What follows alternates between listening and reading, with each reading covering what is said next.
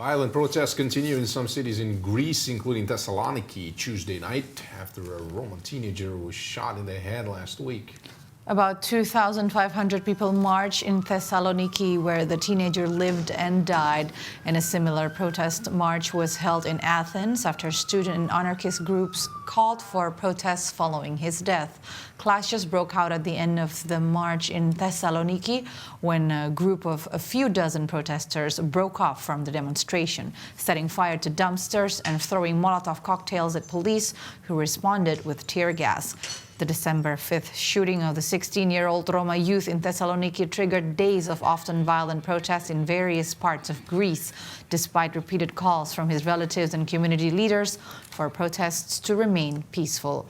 Authorities have not named the teenager, but relatives have identified him as Kostas Frangoulis, who was married and had a young child. The hospital said he succumbed to his injury following efforts to save him.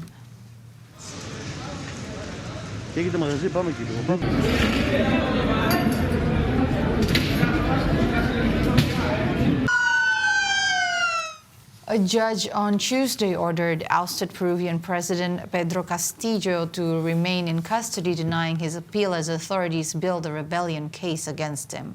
Across the country, Castillo supporters have been demanding his release, resignation of his successor, and the immediate scheduling of general elections to pick a new president and replace all members of Congress. Later this week, prosecutors plan to seek Castillo's continued detention for up to 3 years. Castillo claimed during his hearing earlier Tuesday that he is being, quote, unjustly and arbitrarily detained, unquote, and thanked his supporters for their effort and fight since he was taken into custody. Outside the capital, 6 people died and 130 police officers were injured. Protesters burned police stations, took over an airstrip used by the armed forces, and invaded the runway of the international airport in Arequipa, which is a gateway to some of Peru's tourist attractions.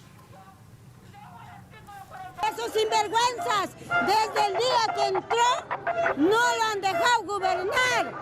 Lo han tenido como secuestrados a nuestro presidente y ahora lo trajeron a secuestrarlo acá. Y por eso el pueblo está luchando.